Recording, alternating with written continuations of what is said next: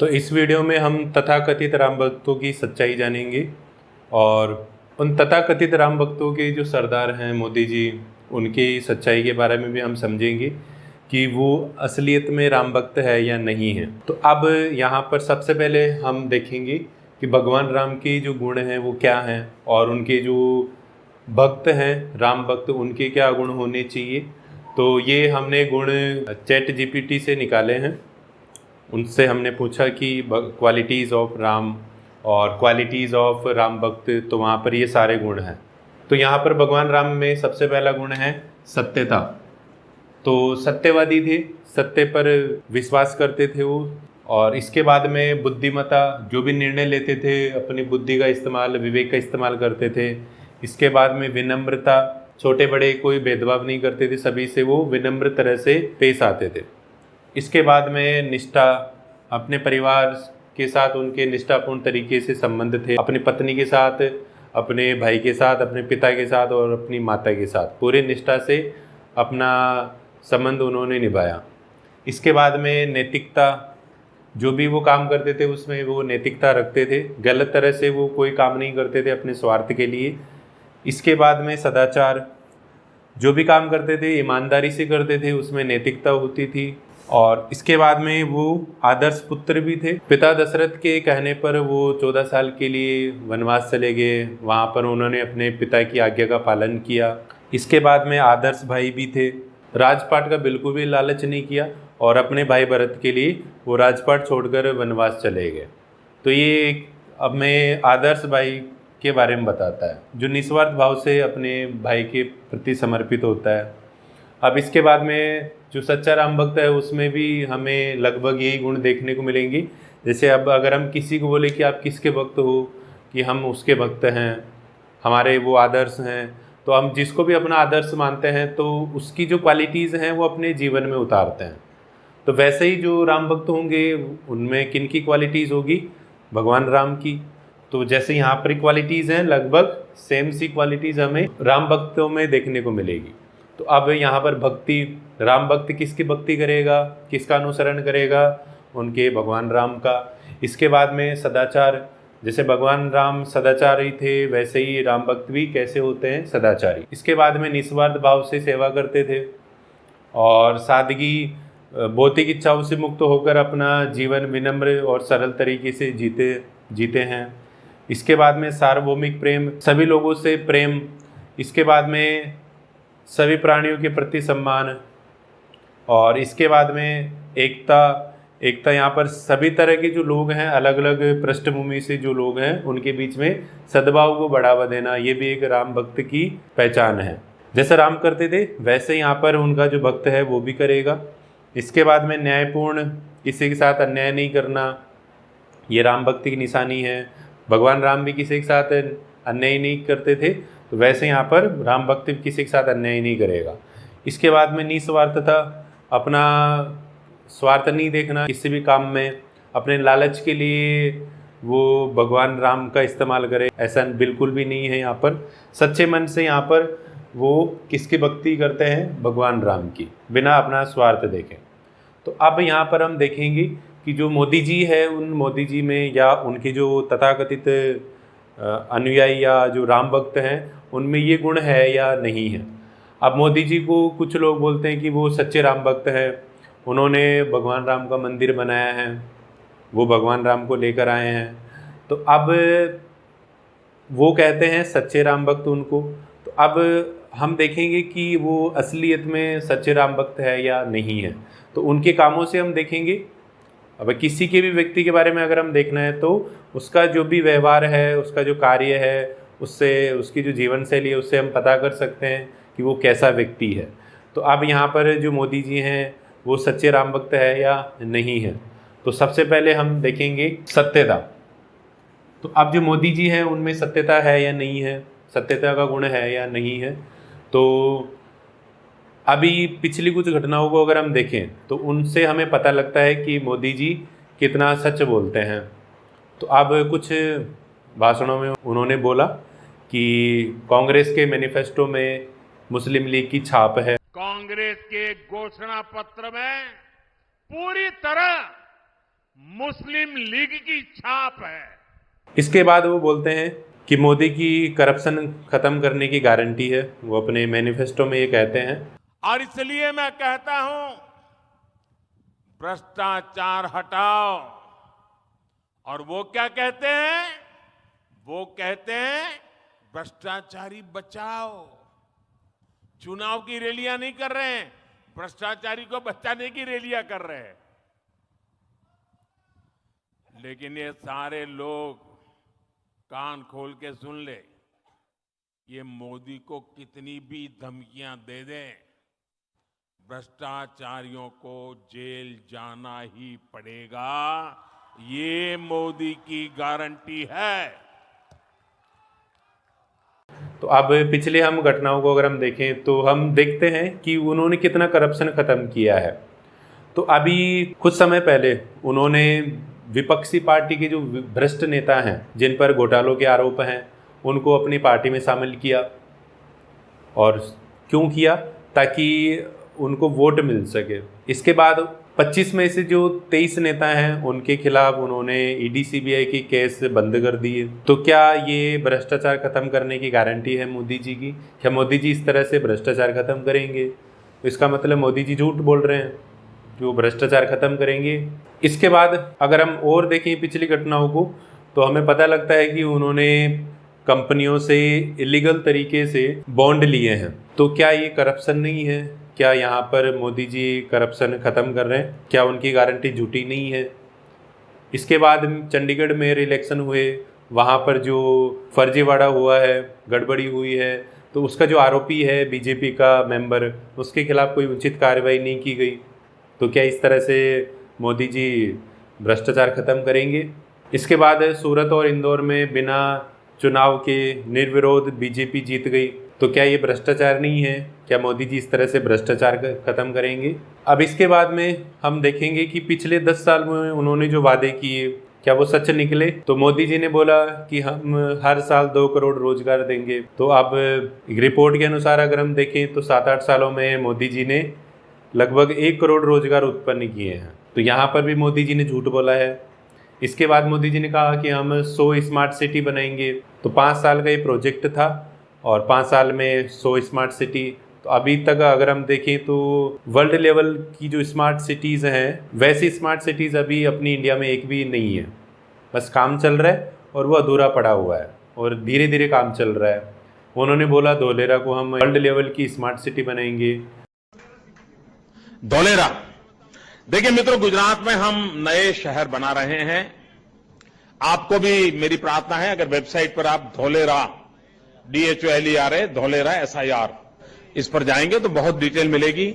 हम अहमदाबाद से 80 किलोमीटर दूर समुद्र तट की तरफ एक नया पूरा शहर बना रहे हैं। नया शहर बना रहे हैं जो पूरी तरह सारी व्यवस्थाएं होगी।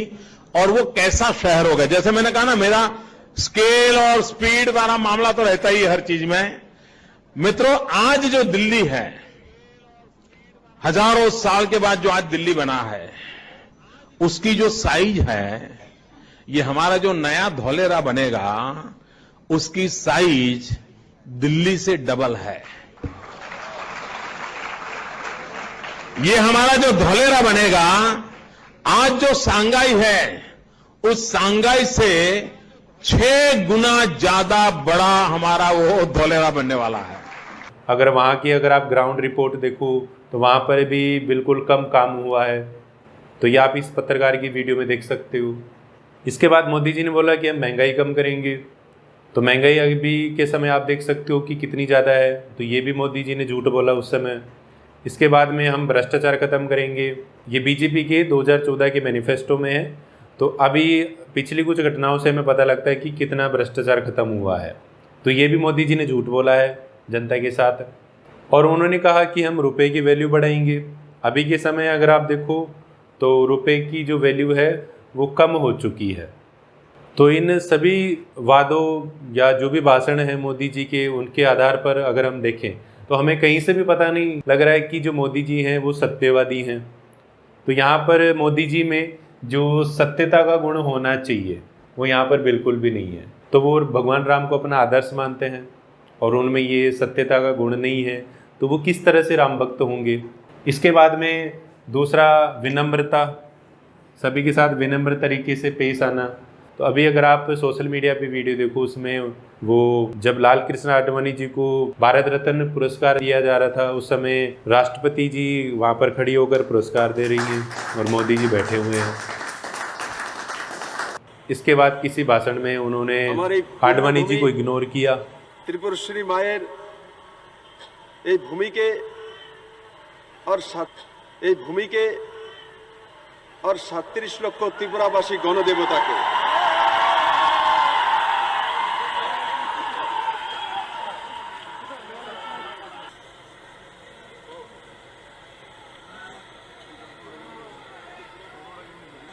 तो क्या हम इसके आधार पर कह सकते हैं कि मोदी जी विनम्र हैं।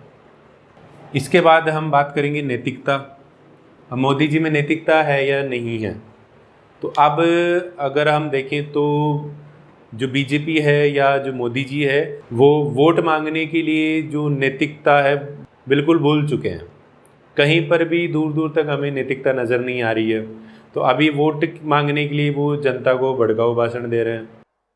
आरक्षण का जो हक बाबा साहब ने दलित, पिछड़ों और आदिवासियों को दिया, कांग्रेस और इंडिया अलायंस वाले उसे मजहब के आधार पर मुसलमानों को देना चाहते थे। मुस्लिमों का देश के संसाधनों पर पहला हक है, ये मनमोहन जी का बयान है। जीवन के सपनों से जुड़ा हुआ है। तुम उसे छीनने की बात कर रहे हो अपने मैनिफेस्टो में। गोल ले लेंगे, सबको वितरित कर देंगे। और पहले जब उनकी सरकार थी, उन्होंने कहा था कि देश की संपत्ति पर पहला अधिकार मुसलमानों का है। इसका मतलब ये संपत्ति इकट्ठी करके किसको बांटेंगे? जिनके ज्यादा बच्चे हैं उनको बांटेंगे। घुसपैठियों को बांटेंगे। क्या आपकी मेहनत की कमाई का पैसा घुसपैठियों को दिया जाएगा? आपको मंजूर है ये कांग्रेस का मैनिफेस्टो कह रहा है कि वो माताओं बहनों का सोने का हिसाब करेंगे, उसकी जड़ती करेंगे, जानकारी लेंगे और फिर उस संपत्ति को बांट देंगे।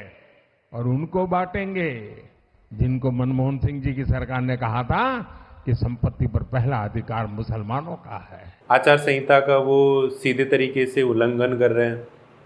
हिंदू मुस्लिमों के वो भाषण दे रहे हैं और जगह जगह पर भगवान राम के पोस्टर्स लगवाए जा रहे हैं बीजेपी कार्यकर्ताओं के द्वारा वोट मांगने के लिए। तो क्या ये सही तरह से चुनाव लड़ना है? क्या यहाँ पर कोई नैतिकता बची है? तो हम किस तरह से कह सकते हैं कि मोदी जी में नैतिकता है, वो राम भक्त हैं? इंदौर और सूरत में निर्विरोध बीजेपी का जीतना, यहाँ पर भी हमें नैतिकता कहीं पर भी नज़र नहीं आ रही है। चंडीगढ़ मेयर इलेक्शन में घोटाला होना, गड़बड़ होना, यहाँ पर भी हमें कोई नैतिकता नज़र नहीं आ रही है।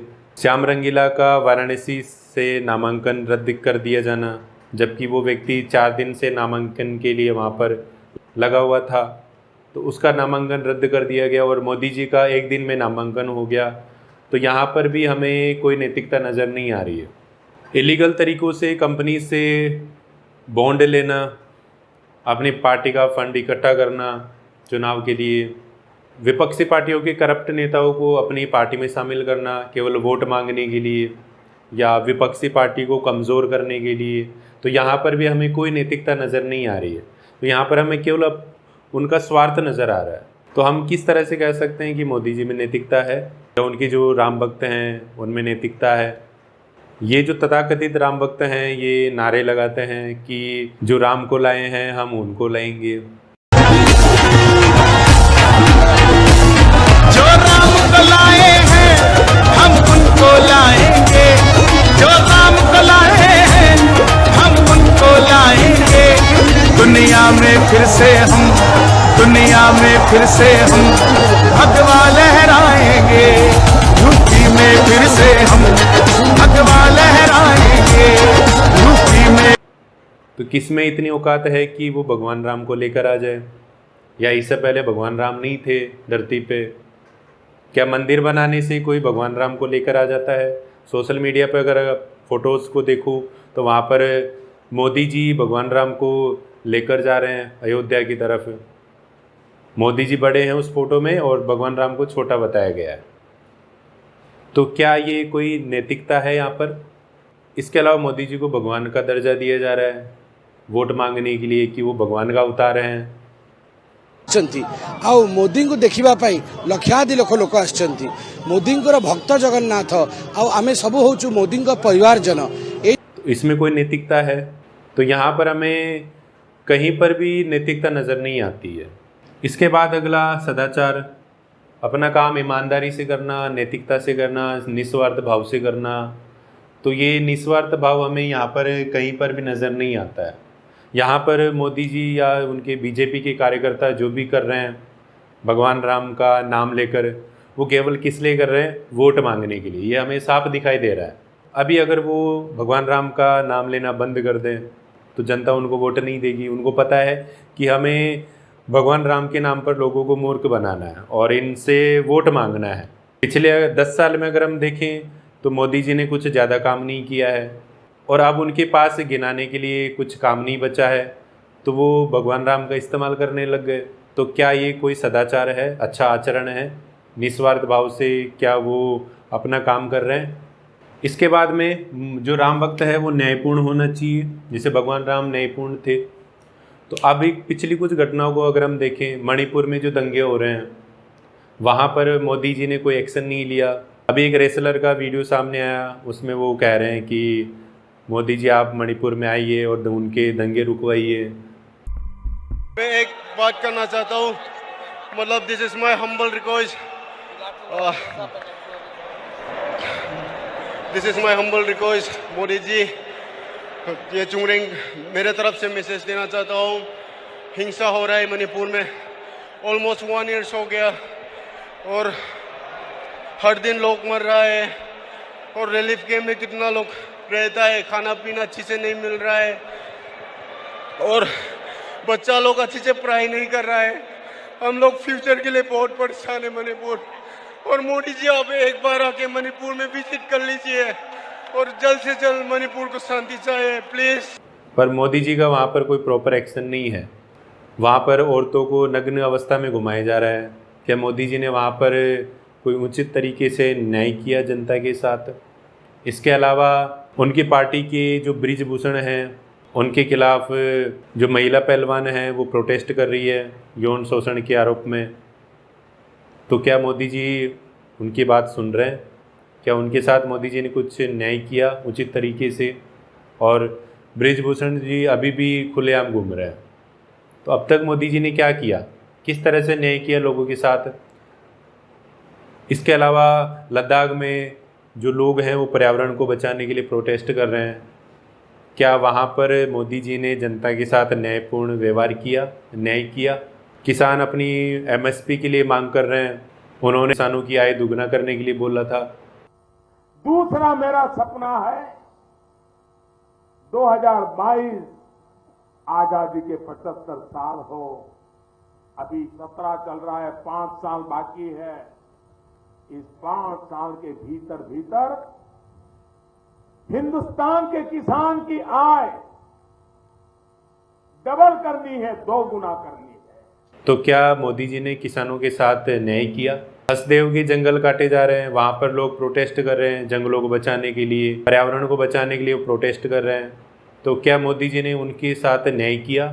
तो हम किस तरह से कह सकते हैं कि मोदी जी न्यायपूर्ण तरीके से व्यवहार करते हैं? तो जब यहाँ पर मोदी जी लोगों के साथ न्याय नहीं कर रहे हैं तो हम किस तरह से उनको हम सच्चा राम भक्त बोल सकते हैं? तो क्या केवल राम मंदिर बनाने से कोई राम भक्त बन जाता है? भगवान राम के आदर्शों की पालना करना वहाँ पर ज़रूरी नहीं होता?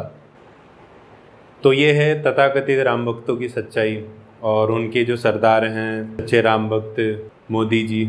अब हमने ChatGPT से पूछा कि जो सच्चा राम भक्त है वो अपने स्वार्थ के लिए भगवान राम का इस्तेमाल कर सकता है? तो उसका ये जवाब है, भगवान राम जैसे देवता के प्रति सच्ची भक्ति में निस्वार्थता, करुणा और धार्मिकता जैसे गुण शामिल होने चाहिए, ये शामिल होते हैं।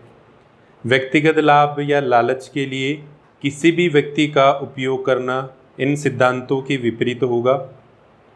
सच्ची भक्ति अपनी इच्छाओं को देवता की इच्छा के सामने समर्पित करना और प्रेम और विनम्रता के साथ दूसरों की सेवा करना।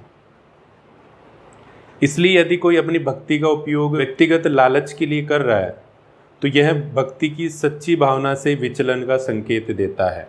तो इससे हमें साफ साफ पता लग रहा है कि जो भी व्यक्ति अगर भगवान राम का अपने लालच के लिए इस्तेमाल करता है तो उसको हम सच्चा राम भक्त कभी भी नहीं कह सकते हैं। वो केवल भगवान राम का एक वस्तु की तरह इस्तेमाल कर रहा है। जैसे उसका वो काम पूरा हो जाएगा, उसका भगवान राम से कोई लेना देना नहीं होगा। जो भी वो ढोंग कर रहा है वो सब ढोंग उसके बाद में वो सब खत्म हो जाएंगे। भगवान राम के सच्चे भक्त बनिए या कोशिश कीजिए बनने की। लोगों को गुमराह मत कीजिए भगवान राम के नाम पर, नहीं तो वही भगवान राम आपकी ऐसी दुर्दशा करेंगे कि आपको पता भी नहीं चलेगा।